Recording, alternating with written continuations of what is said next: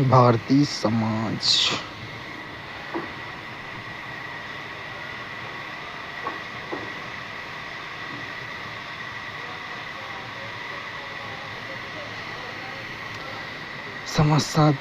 समाजशास्त्र में प्रयुक्त शब्दावली, संकल्पनाएं और उनका उपयोग। समाजशास्त्र में स्थिति और भूमिकाओं, सामाजिक नियंत्रण, स्थिरीकरण आदि शब्दों एवं धारणाओं का विस्तृत अध्ययन शामिल है, जिसका उपयोग आम लोग अपने रोजमर्रा जीवन में करते हैं। हालांकि शब्दावली और धारणाओं की सामान्य समझ और समाजशास्त्रीय अर्थ काफ़ी हद तक भिन्न होते हैं। उदाहरण के लिए लोग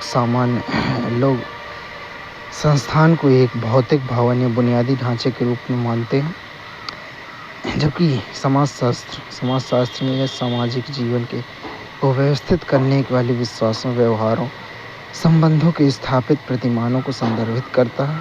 इसलिए समूह, संदर्भ समूह, श्रम विभाजन, अलगाव, सांस्कृतिक अंतराल, समाजीकरण आदि जैसी शब्दावली और अवधारणाओं को समझना समाजशास्त्र का अध्ययन करने एवं सामाजिक वास्तविकताओं को समझने के लिए महत्वपूर्ण हो जाता है। सामाजिक समूह एवं समाज। एक सामाजिक समूह उन व्यक्तियों की सामूहिकता को संदर्भित करता है जो किसी दिए गए समाज के भीतर समान रुचि, संस्कृति, मूल्यों, मानदंडों को साझा करते हैं। सामाजिक समूह की विशेषताएं। एक सामाजिक समूह कम से कम निम्न विशेषताएं होनी चाहिए। एक निरंतरता के लिए दीर्घ स्थायी अंतरक्रिया। इन अंतरक्रियाओं का स्थिर प्रतिमान। अन्य सदस्यों के साथ एक समान पहचान बनाने के लिए अपनत्व की भावना, अर्थात प्रत्येक व्यक्ति समूह के प्रति अपने नियम और इनके नियमों, अनुष्ठानों, प्रतीकों के प्रति सचेत हो।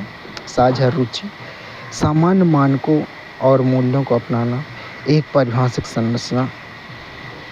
विचारणी बंदी है कि लोगों की कोई भी सभा या समूह आवश्यक रूप में एक सामाजिक समूह का गठन नहीं करती। रेलवे स्टेशन, हवाई अड्डे या बस स्टॉप जैसे स्थानों पर प्रतीक्षा करने वाले यात्री इसके उदाहरण। सामाजिक समूहों के प्रकार। प्राथमिक और द्वितीयक सामाजिक समूह। प्राथमिक समूह से तात्पर्य लोगों के एक ऐसे समूह से जो घनिष्ठ, प्रत्यक्ष मेल मिलाप और सहयोग द्वारा जुड़े। उदाहरण के लिए परिवार, गांव, दोस्तों के समूह। इन समूहों के सदस्यों में अपनत्व की भावना होती है, वे व्यक्ति उन्मुख होते हैं। द्वितीयक समूह का तात्पर्य ऐसे समूह हैं जो आकार में अपेक्षाकृत बड़े, औपचारिक और अवैयक्तिक संबंधों को बनाए रखते हैं। उदाहरण के लिए स्कूल, सरकारी कार्यालय, अस्पताल, छात्र संघ आदि ये लक्ष्योन्मुख होते हैं। समुदाय और समाज अथवा संघ। समुदाय एक सामाजिक समूह है जहाँ मानव संबंध अत्यधिक व्यक्तिगत, अंतरंग और स्थायी होते हैं। उदाहरण के लिए परिवार, वास्तविक मित्रों का समूह या एक करीबी समूह आदि। संगठन एक सामाजिक समूह जहाँ मानव संबंध अवैयक्तिक, सतही और अस्थायी होते हैं। वाणिज्यिक और उद्योग जैसे आधुनिक संस्थान संघों के उदाहरण हैं, क्योंकि उन्हें अधिक गतिशील, तर्कसंगत और स्थायी दृष्टिकोण की आवश्यकता होती। अंतःसमूह एवं बाह्य समूह। संबंधित होने की भावना अंतःसमूह की पहचान कहलाती है। यह भावना हमें या हमको उन्हें अथवा वे से अलग करती है। अंतःसमूह एक सामाजिक समूह है जिसमें एक व्यक्ति मनोवैज्ञानिक रूप से एक सदस्य के रूप में पहचान करता है। उदाहरण के लिए किसी विशेष स्कूल के विद्यार्थी उन लोगों के खिलाफ एक अंतःसमूह बना सकते हैं जो स्कूल से संबंधित नहीं है। एक बाह्य समूह वह है जिसमें अंतःसमूह के सदस्य शामिल नहीं होते हैं। एक बड़ा समूह के सदस्यों को अक्सर समूह के सदस्यों की सत्तापूर्ण प्रक्रियाओं का सामना करना पड़ता है। उदाहरण के लिए प्रवासियों को अधिकांशतः सत्ता का सामना करना पड़ता है, क्योंकि उन्हें मूल निवासियों द्वारा एक बाह्य समूह का सदस्य माना जाता है। संदर्भ समूह जिन समूहों की जीवन शैली का अनुकरण किया जाता है उन्हें संदर्भ समूह कहलाते हैं। संदर्भ समूह संस्कृति, जीवन शैली, महत्वाकांक्षाओं और लक्ष्यों लक्ष्य प्राप्ति के बारे में जानकारी के महत्वपूर्ण स्रोत होते हैं। हालांकि लोग अपने संदर्भ समूहों से संबंधित नहीं हैं। वे समूह जो वे स्वयं को उस समूह के साथ पहचानते हैं। उदाहरण के लिए औपचारिक काल के दौरान कई भारतीयों ने अंग्रेजी के जीवन शैली का अनुकरण किया। इस मायने में अंग्रेजी को उन भारतीयों के लिए एक संदर्भ समूह के रूप में देखा जा सकता है। समवयस्क समूह एक प्रकार का प्राथमिक समूह है जो सामान्यतः समान आयु के व्यक्तियों के बीच अथवा समान व्यवसाय समूह के लोगों के बीच बनता है। समवयस्क दबाव से तात्पर्य अपने समवयस्क साथी द्वारा डाले गए सामाजिक दबाव से है। व्यक्ति को क्या करना चाहिए, क्या नहीं करना चाहिए। भारतीय समाज में जाति व्यवस्था अद्वितीय है। इसे वर्ण व्यवस्था का एक संस्करण कहा जाता है, लेकिन दोनों एक जैसे नहीं। इसका तात्पर्य क्या आप वर्ण और जाति के बीच प्रमुख अंतर के बारे में सोच सकते हैं। सामाजिक स्थिरीकरण से तात्पर्य भौतिक या प्रतीकात्मक लाभों तक पहुंच के आधार पर समाज में समूहों के बीच संरचनात्मक असमानताओं के अस्तित्व से है। उदाहरण के लिए जाति व्यवस्था। मानव समाजों में ऐतिहासिक रूप से सामाजिक स्थिरीकरण के 4 प्रणालियां हैं: दास्ता, जाति, जागीरदारी, स्टेट और वर्ग। दास्ता यह असमानता का चरम रूप है। इस प्रणाली में स्वामी दासों के मालिक थे। जाति इस प्रणाली में जातियों को अनुष्ठान पदानुक्रम के आधार पर स्थान दिया जाता था। जागीरदार स्टेट ये सामंती जमींदार समूह होते थे, जबकि दास जमींदारों के क्षेत्र में काम करते थे। वर्ग यह प्रणाली आधुनिक समाजों में प्रचलित है, जिनमें व्यक्ति को आय और धन के आधार पर स्थान दिया जाता है। सामाजिक स्थिरीकरण के प्रकार। जाति स्थिरीकरण प्रणाली में एक व्यक्ति की स्थिति उपलब्धि की बजाय जन्म पर निर्भर करती है। पारंपरिक प्रणाली में ब्राह्मण, क्षत्रिय, वैश्य, शूद्र के 4 वर्णों में की अवधारणा है, लेकिन वास्तव में असंख्य व्यवसायिक आधारित जाति समूह जिन्हें जाति कहा जाता है। जाति संरचना में प्रत्येक जाति समूह को दूसरों के सापेक्ष उसकी शुद्धता या अपवित्रीकरण के संदर्भ में स्थान दिया गया है। शुद्धता अपवित्रीकरण मानदंड के आधार पर ब्राह्मणों को अन्य सभी लोगों से श्रेष्ठ माना जाता था। जाति व्यवस्था में परिवर्तन। पिछले कुछ वर्षों में जाति व्यवस्था के विस्तृत परिवर्तन आए हैं। आधुनिकीकरण और शहरीकरण के कारण अंतर्विवाह और अस्पृश्यता की प्रथा कम हो रही है। लोकतंत्र में जाति व्यवस्था को प्रभावित किया है। हित समूहों के रूप में तथाकथित निम्न जातियों को अधिकार मिले। तथाकथित निम्न जातियां समाज में अपने लोकतांत्रिक अधिकारों का दावा कर सकती हैं। वर्ग स्थिरीकरण। वर्ग का वर्णन करने के लिए अनेक प्रयास किए गए हैं। वर्ग स्थिरीकरण में एक व्यक्ति या लोगों का समूह आर्थिक सामाजिक उपलब्धि के आधार पर अन्य वर्गों के ऊपर स्थापित होता है, जैसे कि गरीब या पर अमीर। यहाँ हम मार्क्स वेबर प्रकारवाद के केंद्रीय विचारों का केवल संक्षेप में उल्लेख करेंगे। वर्ग स्थिरीकरण पर मार्क्सवादी दृष्टिकोण। मार्क्स के सिद्धांतों में सामाजिक वर्ग की परिभाषा इस आधार पर होती है कि उस वर्ग और उत्पादन के साधनों के बीच क्या संबंध है।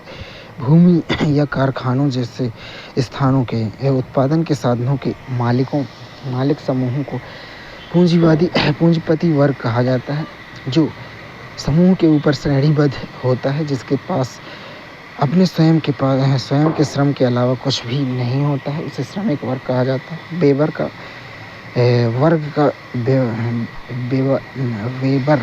का दृष्टिकोण। वेबर ने अपने जीवन अवसर शब्द का प्रयोग किया, जिसका तात्पर्य समान जीवन अवसरों, बाजार क्षमता की द्वारा दिए गए पुरस्कार और लाभ को साझा करने वाले लोगों का एक ही वर्ग के हैं। उदाहरण के लिए चिकित्सक, इंजीनियर आदि। वेबर के अनुसार असमानता आर्थिक संबंधों तक सीमित नहीं है। लोगों की प्रतिष्ठा के साथ साथ राजनीतिक शक्ति तक असमान पहुँच है। वर्ग प्रकारवादी दृष्टिकोण, सामाजिक स्थिरीकरण का प्रकारवादी सिद्धांत प्रकारवाद की आस्था या सामान्य पूर्ण कल्पना के साथ आरंभ होता है कि कोई भी समाज वर्गहीन या संस्तरण मुक्त नहीं। मुख्य प्रकारक आवश्यकता सामाजिक स्थिरीकरण की वैश्विक उपस्थिति का वर्णन करती है कि समाज द्वारा व्यक्ति को सामाजिक ढांचे में स्थापित और गतिशील करने के लिए किन आवश्यकताओं का सामना करना पड़ता है। इसके परिणाम स्वरूप अलग अलग आय होती है, जिससे सामाजिक स्थिरीकरण होता है। परिस्थिति और भूमिका, इन दोनों कल्पनाएं परिस्थिति और भूमिका को सामान्यतः युगल संकल्पनाओं की तरह देखा जाता है।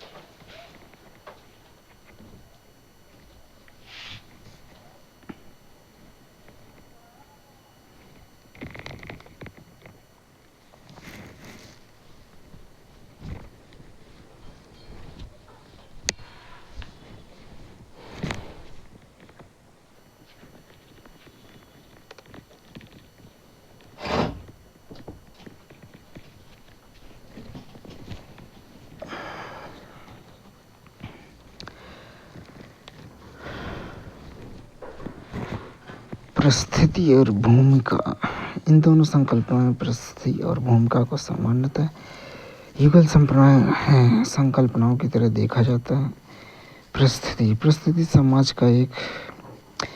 परिस्थिति समाज या एक समूह में एक स्थिति है। प्रत्येक समाज और प्रत्येक समूह में ऐसी कई स्थितियां होती हैं और प्रत्येक व्यक्ति ऐसी कई स्थितियों पर अधिकार रखता है। अंततः परिस्थिति से तात्पर्य सामाजिक स्थिति और उन स्थितियों से जुड़े निश्चित अधिकारों एवं कर्तव्यों से हैं। उदाहरण के लिए एक माँ का एक दर्जा होता है जिसके कुछ अधिकार होते हैं, साथ ही कुछ जिम्मेदारियां भी होती हैं। आधुनिक समाजों की तुलना में छोटे और सरल समाजों में किसी व्यक्ति के लिए कम कर्जे हैं। निर्दिष्ट स्थिति एक सामाजिक स्थिति है जिसे एक व्यक्ति को जन्म के समय सौंपा जाता है। निर्दिष्ट स्थिति सामान्य उदाहरण उम्र, जाति, नस्ल, संबंध है। पारस्परिक भारतीय समाज एक निर्दिष्ट स्थिति आधारित समाज था। अर्जित स्थिति यह एक सामाजिक स्थिति को संदर्भित करता है जिसे एक व्यक्ति व्यक्तिगत क्षमता, उपलब्धियों, गुणों, विकल्पों द्वारा प्राप्त करता है। अर्जित स्थिति के उदाहरण शैक्षिक योग्यता, आय और पेशा है। आधुनिक काल में इसके उद्देश्यों को उसकी उपलब्धि के आधार पर प्रतिष्ठा दी जाती है। स्थिति क्रम या सेट, एक आधुनिक समाज में एक व्यक्ति कई स्तरों पर रहता है जिसे स्थिति क्रम या सेट कहा जाता है।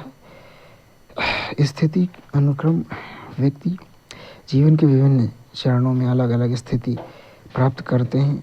इसे स्थिति अनुक्रम कहा जाता है क्योंकि जीवन के विभिन्न चरणों में अलग अलग स्थितियां एक के बाद एक प्राप्त की जाती हैं। उदाहरण के लिए एक बेटा पिता बनता है, दादा बन जाता है, फिर परदादा बन जाता है। क्या आप जानते हैं सभी समाज किसी विशेष व्यवसाय को समान रूप से नहीं देते हैं। एक विशेष व्यवसाय को दी जाने वाली प्रतिष्ठा समाजों और अवधियों में भिन्न भिन्न होती है।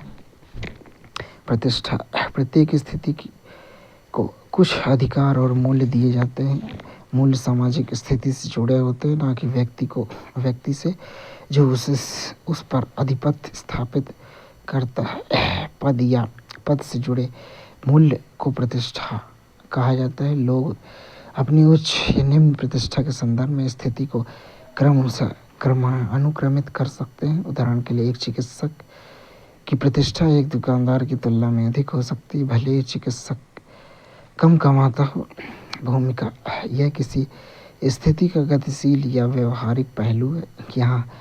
जहाँ स्थिति अधिवासित है लेकिन भूमिकाएं निभाई जाती हैं। भूमिका संदर्भ एक या अधिक परिस्थिति से जुड़ी भूमिकाओं की असंगतता। यह तब होता है जब दो या अधिक भूमिकाओं के से विरोधी अपेक्षाएं पैदा होती हैं। एक सामान्य उदाहरण के माध्यम से वर्गीय कामकाजी महिला का है, जिसे घर पर माँ तथा पत्नी और कार्यस्थल पर कुशल व्यवसायी की भूमिका निभानी पड़ती है। भूमिका स्थिरीकरण से तात्पर्य कुछ सदस्यों के लिए कुछ विशिष्ट व्यक्तिगत भूमिकाओं को सुदृढ़ करने की प्रक्रिया है। उदाहरण के लिए अक्सर पुरुष कमाने वाली और महिलाएं घर चलाने वाली रूढ़िबद्ध भूमिकाओं को निभाते हैं। सामाजिक भूमिकाओं और परिस्थितियों को सामान्य, स्थिर एवं अपरिवर्तनीय रूप से देखा जाता है, जो कि गलत है। यह महसूस किया गया है कि व्यक्ति उन अपेक्षाओं को समझने लगता है जो एक संस्कृति में सामाजिक स्थिति से जुड़ी होती है। यह उन भूमिकाओं को उसी प्रकार निभाता है जिस प्रकार वे परिभाषित की जाती है। सामाजिक नियंत्रण एक समाज द्वारा अपने अवज्ञाकारी या नियंत्रित सदस्यों को वापस लाने के लिए उपयोग किए जाने विभिन्न साधनों को संदर्भित करता है। विचारणीय बिंदु एक सामाजिक नियंत्रण सामाजिक प्रक्रिया, तकनीकों और रणनीतियों को संदर्भित करता है, जिसके द्वारा व्यक्ति या समूह के व्यवहार को विनियमित किया जाता है। सामाजिक नियंत्रण का सिद्धांत प्रकारवादी दृष्टिकोण के अनुसार सामाजिक नियंत्रण का तात्पर्य है व्यक्तियों और समूहों के व्यवहार को नियमित करने के लिए बल प्रयोग करना, समाज में व्यवस्था बनाए रखने के लिए मूल्यों और प्रतिमानों को लागू करना। सामाजिक नियंत्रण को एक तरफ व्यक्तियों या समूहों के पथभ्रष्ट व्यवहारों को नियंत्रित करने के लिए संचालित किया जाता है और दूसरी तरफ सामाजिक व्यवस्था तथा सामाजिक सहचर्य को बनाए रखने के लिए व्यक्तियों एवं समूहों के तनाव व विरोध को दूर करने में इसका प्रयोग किया जाता है। क्या आप जानते हैं, स्वीकृति, पुरस्कार या सजा का एक तरीका है जो सामाजिक रूप से अपेक्षित व्यवहारों को मजबूत करता है। यह सामाजिक नियंत्रण का एक तंत्र है। संघर्षवादी सिद्धांत अक्सर सामाजिक नियंत्रण को ऐसे साधनों के रूप में अधिक देखेंगे जिसके द्वारा समाज के प्रभावी वर्ग का बाकी समाज पर नियंत्रण लागू किया जाता है। स्थिरता को समाज के एक भाग द्वारा दूसरे भाग पर प्रयुक्त प्रभुत्व के रूप में देखा जाएगा। इसी प्रकार कानून को समाज में शक्तिशालियों और उनके हितों के साथ औपचारिक दस्तावेज के रूप में देखा जाएगा। सामाजिक नियंत्रण का तात्पर्य सामाजिक प्रक्रियाओं, तकनीकों, रणनीतियों से है जिसके द्वारा व्यक्ति या समूह के व्यवहार को नियमित किया जाता है। इसका अर्थ व्यक्तियों और समूहों के व्यवहार को नियमित करने के लिए बल प्रयोग से और समाज में व्यवस्था के लिए मूल्यों या प्रतिमानों को लागू करने से है। सामाजिक नियंत्रण अनौपचारिक या औपचारिक हो सकता है। विचारणीय बिंदु सामाजिक नियंत्रण का विभिन्न कारक जिनके माध्यम से समाज में व्यक्तियों के कार्यों और व्यवहार को नियंत्रित किया जाता है। क्या आप ऐसे कुछ कारकों के बारे में सोच सकते हैं जिसके माध्यम से एक समतापूर्ण लैंगिक समाज के निर्माण के लिए उन्नत समाज का निर्माण किया जाता है जो महिलाओं की कुछ भूमिकाएं प्रदान करता है। सामाजिक नियंत्रण प्रकार औपचारिक सामाजिक नियंत्रण, जब नियंत्रण के संहिताबद्ध, व्यवस्थित और अन्य औपचारिक तंत्र का उपयोग किया जाता है। तो वैसे औपचारिक नियंत्रण सामाजिक नियंत्रण के रूप में जाना जाता है। कानून और राज्य औपचारिक सामाजिक नियंत्रण की संस्थाएं एवं तंत्र। अनौपचारिक सामाजिक नियंत्रण सामाजिक मानदंडों को अनौपचारिक सामाजिक प्रतिबंधों के अनेक माध्यमों एवं मुस्कुराहट, चेहरे बनाना, सामाजिक शारीरिक भाषा, क्रोध, आलोचना, उपहास, हंसी आदि के माध्यम से लागू किया जाता है। ये प्रतिबंध व्यक्तिगत, अनौपचारिक और असंहिताबद्ध और परिवार, धर्म संबंध आदि अनौपचारिक नियंत्रण की संस्थाएं हैं। सकारात्मक सामाजिक नियंत्रण समाज के सदस्यों को अच्छे और अपेक्षित व्यवहार के लिए पुरस्कृत किया जाता है। नकारात्मक सामाजिक नियंत्रण नकारात्मक प्रतिबंधों का उपयोग नियमों को लागू करने और विचरण को रोकने के लिए किया जाता है। नकारात्मक व्यवहार के लिए अस्वीकृत या दंडित किया जाता है। निष्कर्ष रूप में कहें तो इस अध्याय में हमने विभिन्न समाजशास्त्र प्रेरित शब्दावलियों, संकल्पनाओं एवं उनका उपयोग, वर्गीकरण तथा प्रकारों पर चर्चा की। हमने समझा कि यह समाज एक उपकरण के रूप में कार्य करता है जिसके माध्यम से हम सामाजिक व्यवस्थाओं को समझ सकते हैं। वे समाज को समझने के लिए ताले खोलने की कुंजी है। आपने देखा कि समाज अक्सर एक ही सामाजिक अस्तित्व के बारे में विभिन्न प्रकार की परिभाषाओं या अवधारणाओं या यहाँ तक कि अलग अलग विचारों का सह-अस्तित्व होता है। उदाहरण के लिए संघर्ष सिद्धांत बनाम कार्यात्मक सिद्धांत। समाजशास्त्र में दृष्टिकोण की यह बहुलता विशेष रूप से प्रखर है क्योंकि जिस समाज में हम रहते हैं वह अपने आप में विविध है। महत्वपूर्ण शब्दावली की बात करें, सामाजिक संरचना का अर्थ है कि व्यक्तियों या समूहों के बीच नियमित और दोहराए जाने वाले संवाद का स्वरूप। संघर्ष सिद्धांत यह सिद्धांत मानता है कि सामाजिक समूह संसाधनों और शक्ति के लिए लगातार प्रतिस्पर्धा कर रहे हैं जिससे इन समूहों के बीच तनाव पैदा होता है। पहचान एक व्यक्ति या समूह के चरित्र की विशेषताएं जो ये बताती हैं कि वे कौन हैं और उनके लिए क्या अर्थपूर्ण है। पहचान के कुछ स्रोत हैं: लिंग, राष्ट्रीयता या प्रजातीयता, सामाजिक वर्ग, उत्पादन के साधन, वे साधन जिसके द्वारा समाज में भौतिक वस्तुओं का उत्पादन किया जाता है जिसमें न केवल तकनीकी बल्कि उत्पादकों के परस्पर सामाजिक संबंध भी शामिल है। मानक समाज द्वारा अपने सदस्यों के लिए निर्धारित या वर्जित व्यवहार के नियम मानदंडों को हमेशा एक या दूसरे प्रकार के प्रतिबंधों द्वारा समर्थित किया जाता है जो अनौपचारिक अस्वीकृति से लेकर शारीरिक सजा या निष्पादन तक भिन्न होते हैं। स्वीकृति, पुरस्कार या सजा एक प्रकार जो व्यवहार के सामाजिक रूप से अपेक्षित रूप को मजबूत करता है। विचलन, यह उस कार्रवाई को संदर्भित करता है जो किसी समूह या समाज के अधिकांश सदस्यों द्वारा रखे गए मानदंडों या मूल्यों के अनुरूप नहीं है।